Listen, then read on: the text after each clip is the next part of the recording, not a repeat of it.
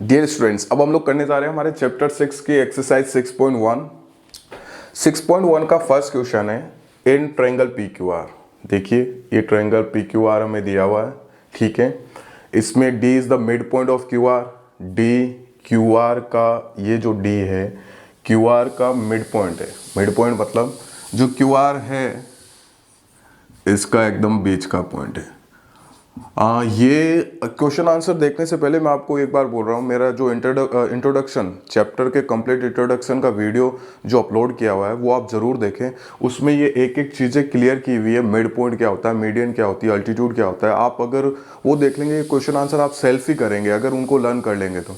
जो भी दिया है उस वीडियो में उसको समझ के लर्न कर लेंगे तो ये क्वेश्चन आंसर लगभग आप सेल्फ करने लग जाएंगे।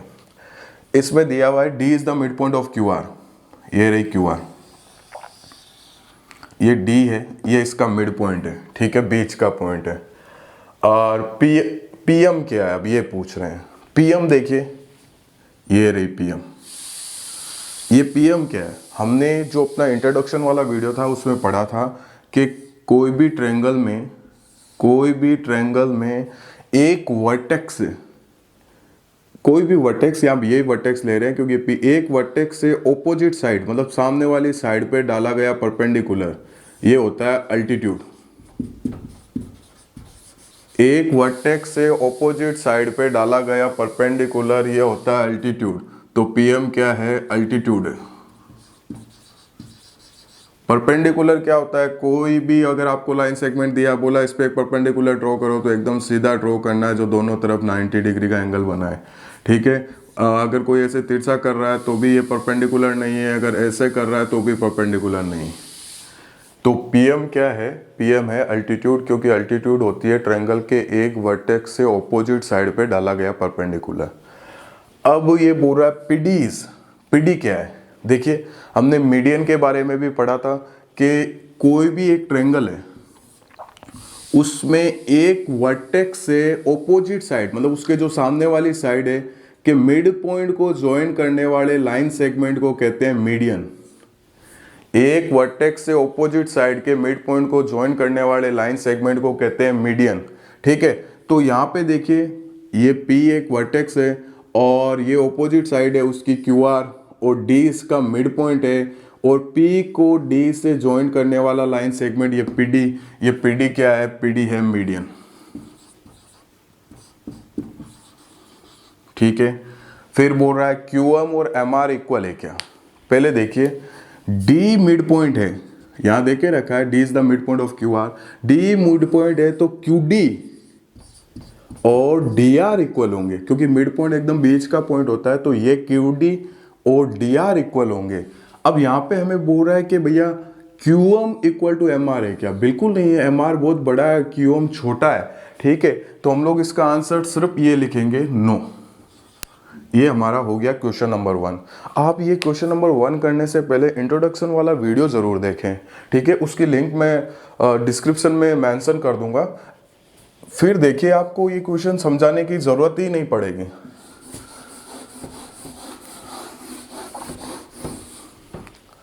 अब क्वेश्चन नंबर 2 है, draw a rough sketch for the following, मतलब एक रफ स्केच ड्रॉ करना है। अब ये बोल रहा है ए ट्रायंगल ABC, आप बोल रहा है एक ट्रायंगल ABC ड्रॉ करो। आप ये देखिए सेकंड का है, अपने मन से ही एक ट्रायंगल ABC ड्रॉ कर दो। ये लो, कोई मेजरमेंट की ज़रूरत नहीं है, स्केल से 3 लाइन सेगमेंट ऐसे ज्वाइंट होते हुए बनाओ, ट्रायंगल हो गया, नाम दे दो ABC, ठीक है।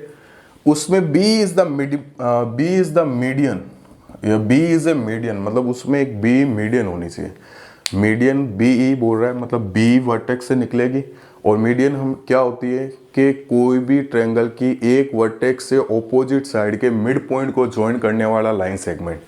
तो BE बोल रहा है, BE, तो B ये रहा, यहाँ से मीडियन ड्रॉ होगी तो इसकी ऑपोजिट साइड ऐसी है। आप क्या करो, स्केल से अगर आपने सपोज ये 6 सेंटीमीटर लिया है तो एकदम 3 सेंटीमीटर, यहाँ से 3 सेंटीमीटर लेके एक बीच का पॉइंट ले लो और उसको दे दो E। अगर आपने 4 लिया है तो उसका हाफ कर दो, 2 कर लो। अगर आपने 5 लिया है 2.5 कर लो, एकदम बीच का पॉइंट ले लो और यहाँ से इसको ज्वाइन कर दो। ये लो, ये हमने एक रफ स्केच ड्रॉ किया ट्रायंगल एबीसी का, और बी एक मीडियन भी ड्रॉ कर दी, खत्म। अब बी है, इसका बी है कि triangle P Q R in which P Q and P R altitudes of the triangle. देखो ट्रायंगल पी क्यू आर बोल रहा है ड्रॉ करने का, पी क्यू आर, इसमें देखो वर्टिसेस पी भी आ रही है, क्यू आ रही है और आर आ रही है, ठीक है। और हमें बोल रहा है पी क्यू और पी आर, पी क्यू और पी आर दोनों अल्टीट्यूड होनी चाहिए। ये दोनों अल्टीट्यूड आपको लगेगा, देखो अगर रफ हम लोग triangle P Q are draw करेंगे, बोल रहा है P Q and P are altitude होने चाहिए, मतलब अल्टीट्यूड दोनों साइड होनी चाहिए ट्रायंगल की दोनों साइड ही अल्टीट्यूड होनी चाहिए। ये सिर्फ और सिर्फ राइट ट्रायंगल में होता है कि उसकी दोनों साइड अल्टीट्यूड होती है। कैसे, देखो हम लोग क्या करेंगे, इसके बी में हम लोग एक राइट ट्रायंगल ड्रॉ कर देंगे, और जो पी क्यू और पी आर का कॉमन पॉइंट है, पी पॉइंट है, पी पे 90 डिग्री दे दीजिए, ठीक है, बाकी क्यू और आर दे दीजिए। अब देखिए triangle P Q are draw हो गया, ठीक है।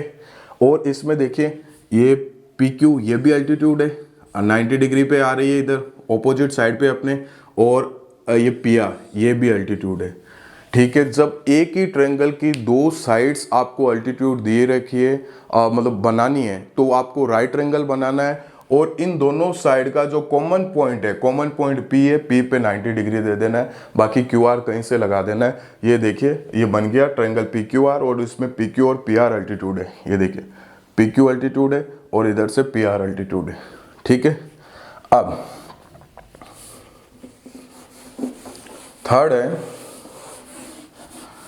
थर्ड बोल रहा है in triangle X Y Z, ठीक है, ट्रायंगल एक्स वाई जेड है, YL is an altitude in the exterior of the triangle. जो YL है वो ट्रायंगल के एक्सटीरियर में अल्टीट्यूड है। ये मैंने इंट्रोडक्शन वाले पार्ट में बताया था कि सारी मीडियन और सारे अल्टीट्यूड ट्रायंगल के अंदर ही होते हैं, लेकिन एक ऑब्ट्यूज ट्रायंगल में क्या होता है, जो अल्टीट्यूड होती है वो एक्सटीरियर बाहर में होती है। तो हम सबसे पहले एक रफ ऑब्ट्यूज ट्रायंगल बनाएंगे, ठीक है। ये सी कर रहे हैं, ऑब्ट्यूज ट्रायंगल ऐसा ही होता है जिसका एक एंगल 90 से ज़्यादा होता है, थोड़ा ऐसे और खुला बना लीजिए, ये ऑब्ट्यूज ट्रायंगल बना है, ठीक है। अब हमें डालनी है अल्टीट्यूड YL, ठीक है। तो YL डालनी है ना, तो आप Y को आप यहाँ लिख लीजिए, Y यहाँ लिख लीजिए, बाकी ट्रायंगल का नाम एक्स वाई जेड है, आप मर्जी आए जहाँ एक्स लिखिए, मर्जी आए जहाँ जेड लिखिए। देखिए एक्स वाई जेड ही हो गया। वाई मैंने क्यों लिखाया, क्योंकि मैंने आपको जब इंट्रोडक्शन वाले पार्ट में पूरा अच्छा से समझाया था कि जो अल्टीट्यूड है वो इधर से ही आएगी, और अल्टीट्यूड का नाम है YL। तो ये देखिए इधर से आप अल्टीट्यूड ड्रॉ कर दीजिए, वाई से ड्रॉ करेंगे तभी तो आएगा YL अल्टीट्यूड, ठीक है। ये हो गया ट्रायंगल के एक्सटीरियर में अल्टीट्यूड। ये सिर्फ ऑब्ट्यूज ट्रायंगल में होता है। जब भी कोई क्वेश्चन आए कि ट्रायंगल के एक्सटीरियर में आप अल्टीट्यूड ड्रॉ कीजिए, तो सबसे पहले आप ऑब्ट्यूज ट्रायंगल ड्रॉ कर लीजिए, फिर जो बार आई हुई वर्टेक्स है इसको अल्टीट्यूड का नाम दे दीजिए। जैसे YL है तो Y ट्रायंगल के अंदर आ रहा है तो इसको Y यहीं रखिए। अभी यहाँ XL होता तो हम लोग X यहाँ रखते हैं। जो ट्रायंगल के XYZ है ना, उसमें से जो यहाँ आ रहा है वो यहाँ पे रखना है। अभी बोलते हैं आपको ZL अल्टीट्यूड ड्रॉ कीजिए, तो आप Z यहाँ रखते और यहाँ से परपेंडिकुलर डालते L, Z यहाँ रख देते तो X और Y यहाँ आ जाता। ट्रायंगल के नाम में कुछ फर्क नहीं पड़ेगा, यहाँ पे कुछ भी रखो, ट्रायंगल का नाम यही है। देखिए XYZ, अगर हम लोग X यहाँ लगा रहे हैं, Y यहाँ लगा रहे हैं, Z यहाँ लगा रहे हैं तो भी XYZ है। अब हम Y यहाँ पे ही क्यों लगाए, क्योंकि भैया हमारे अल्टीट्यूड का नाम है YL, और Y से ही ये बार वाली एक्सटीरियर अल्टीट्यूड ड्रॉ की जाएगी, इसलिए मैंने यहाँ पे Y दिया है, ठीक है। अब ये हो गया हमारा क्वेश्चन नंबर 2, ठीक है। अब क्वेश्चन नंबर 3 है, verify by drawing if the median and altitude of an isosceles triangle can be same. मतलब बोल रहा है उस कंडीशन को बताइए या उस कंडीशन को वेरीफाई कीजिए जिसमें मीडियन और अल्टीट्यूड आइसोसेलेस ट्रायंगल की सेम हो। मैंने आपको इंट्रोडक्शन वाले वीडियो में बताया था कि 2 नोट्स लिखाए थे। एक तो ये लिखाया था कि कोई भी इक्विलेटरल ट्रायंगल हो, इक्विलेटरल ट्रायंगल में हमेशा जो अल्टीट्यूड होती है, जैसे ये अल्टीट्यूड है और यहाँ से ड्रॉ किया तो ये अल्टीट्यूड है, एक वर्टेक्स से ऑपोजिट साइड पे डाला गया परपेंडिकुलर, यहाँ से ड्रॉ किया तो ये अल्टीट्यूड है, इक्विलेटरल ट्रायंगल में तीनों अल्टीट्यूड और तीनों मीडियन सेम होती है, ठीक है। अब यहाँ पे हमारे को आइसोसेलेस ट्रायंगल का बोला है, मैंने आपको आइसोसेलेस ट्रायंगल का भी एक कंडीशन बताया था कि आइसोसेलेस ट्रायंगल में क्या होता है। आइसोसेलेस ट्रायंगल पहले क्या होता है, जिसकी दो साइड इक्वल होती है। सपोज ये दोनों इक्वल साइड्स हैं। अब इक्वल साइड्स की जो कॉमन वर्टेक्स है, कॉमन वर्टेक्स मतलब जहाँ पे दोनों इक्वल साइड मिल रही है, ये देखिए ये दोनों इक्वल साइड यहाँ पे मिल रही है, ये इक्वल साइड की कॉमन वर्टेक्स है, ठीक है। यहाँ से आइसोसेलेस ट्रायंगल पे यहाँ से जो मीडियन ड्रॉ करते हैं वो अल्टीट्यूड भी होती है। इसका प्रूफ है क्लास 9 में प्रूफ होता है, आरएचएस रूल से प्रूफ हो जाएगा, right angle hypotenuse and side से। अभी सिर्फ अपने को इतना ही ध्यान रखना और यहाँ पे वेरीफाई कर देंगे हम लोग। देखिए आइसोसेलेस ट्रायंगल में जो दो इक्वल साइड होती है उसकी जो कॉमन वर्टेक्स होती है वहां से अगर हम लोग परपेंडिकुलर ड्रॉ करें तो वो सामने वाली साइड की मीडियन भी होगी, ठीक है। ये सिर्फ आइसोसेलेस ट्रायंगल में ये एक ही कंडीशन है जहां पे मीडियन और अल्टीट्यूड सेम होते हैं। अब हमें क्या बोल रहा है, verify by if the median and altitude of an isosceles triangle can be same. आप कोई भी एक ट्रायंगल बना लीजिए आइसोसेलेस, पहले एक पॉइंट ले लीजिए।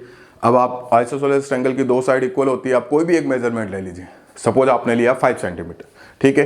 तो आप स्केल से 5 सेंटीमीटर इधर ड्रॉ कर लीजिए स्केल से, और 5 सेंटीमीटर ऐसे ड्रॉ कर लीजिए और इन दोनों पॉइंट को ज्वाइन कर दीजिए।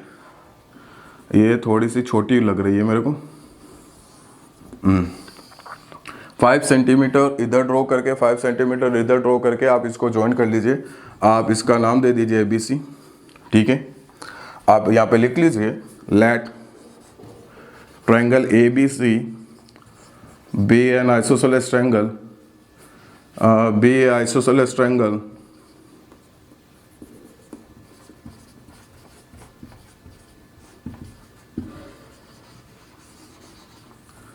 in which AB equal to SC, मतलब इसमें ये दो साइड है AB और SC इक्वल है। अब आप क्या कीजिए, BC का ना परपेंडिकुलर बाइसेक्टर ड्रॉ कीजिए। कॉम्पास ले लीजिए आप, ठीक है। कॉम्पास में पेंसिल डाल लीजिए, जो नीडल वाला पार्ट है वो B पे रखिए। परपेंडिकुलर बाइसेक्टर कैसे ड्रॉ करते हैं, परपेंडिकुलर बाइसेक्टर मतलब एक ऐसा लाइन सेगमेंट जो किसी लाइन सेगमेंट को दो इक्वल पार्ट्स पे 90 डिग्री पे काटता हो। तो हम कैसे ड्रॉ करेंगे, मैंने आपको बोला BC का परपेंडिकुलर बाइसेक्टर ड्रॉ कीजिए। कॉम्पास लीजिए, नीडल यहाँ रख दीजिए और कॉम्पास BC का मोर देन हाफ खोल लिया। सपोज आपने यहाँ खोल दिया, अब B से आप एक आग इधर काटिए, B पे रखा हुआ कॉम्पास नीडल यहीं रहनी चाहिए, एक आर्क इधर काटिए। फिर C पे रखिए, एक आर्क इधर काटिए और एक आर्क इधर काटिए। इन दोनों को आप मिला लीजिए, ठीक है। और ये जो परपेंडिकुलर बाइसेक्टर है ये क्या होगा, वर्टेक्स A से ही निकलेगा। या आइसोसेलेस ट्रायंगल है तो देखो परपेंडिकुलर बाइसेक्टर है, मतलब यहाँ पे जहाँ परपेंडिकुलर बाइसेक्टर कोई भी लाइन सेगमेंट का हो, जैसे ये लाइन सेगमेंट है इसका मैंने परपेंडिकुलर बाइसेक्टर ड्रॉ किया, तो ये जहाँ पे काटेगा वो परपेंडिकुलर मतलब 90 डिग्री का एंगल बनाएगा, ठीक है। और उसको दो इक्वल पार्ट्स में डिवाइड करेगा, तो यहाँ पे 90 डिग्री का एंगल भी बनेगा और ये पार्ट इक्वल भी होगा। तो हमारे प्रूफ हो गया कि आइसोसेलेस ट्रायंगल में इस कंडीशन में देखिए यहाँ से परपेंडिकुलर ड्रॉ हो रहा है भैया, ये है तो वर्टेक्स से यहाँ तक परपेंडिकुलर ही, तो ये अल्टीट्यूड भी है और ये BD और DC सेम आ रही है, BD एंड DC सेम आ रही है, तो इसका मतलब ये मीडियन भी है। BD इक्वल टू DC, तो मीडियन क्या होती है, एक वर्टेक्स से ऑपोजिट साइड के मिड पॉइंट को ज्वाइन करने वाला, D इसका मिड पॉइंट है अगर ये दोनों इक्वल पार्ट्स है तो यही अल्टीट्यूड है और यही मीडियन है। ये प्रूफ हो गया, ठीक है। हम लोग लिखेंगे let triangle ABC be an isosceles triangle in which AB equal to SC. Now draw a perpendicular bisector. Draw a perpendicular bisector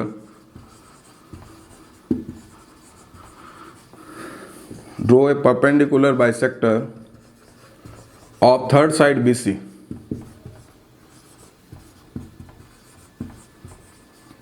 जो थर्ड साइड है मतलब दो इक्वल साइड के अलावा जो थर्ड साइड है उसका परपेंडिकुलर बाइसेक्टर ड्रॉ कीजिए। हमने यहाँ पे जो ड्रॉ किया था, अब we found that it passes through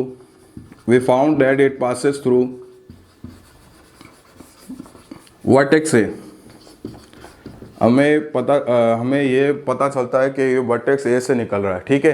अब वर्टेक्स ए से निकल रहा है, ए से वर्टेक्स से निकल रहा है और ये परपेंडिकुलर या 90 डिग्री का एंगल भी बना रहा है। तो हमने पढ़ा था एक वर्टेक्स के ऑपोजिट साइड के, एक वर्टेक्स और ऑपोजिट साइड के बीच जो परपेंडिकुलर डिस्टेंस होती है वही हाइट होती है। इसका मतलब ये एडी हाइट है और इसका मतलब एडी एल्टीट्यूड भी है, हाइट और एल्टीट्यूड सेम होती है।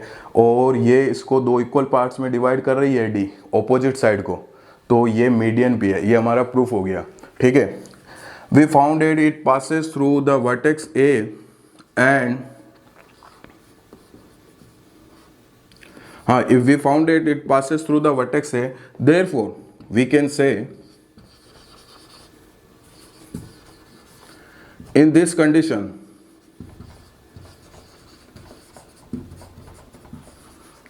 altitude and median of isosceles triangle are same.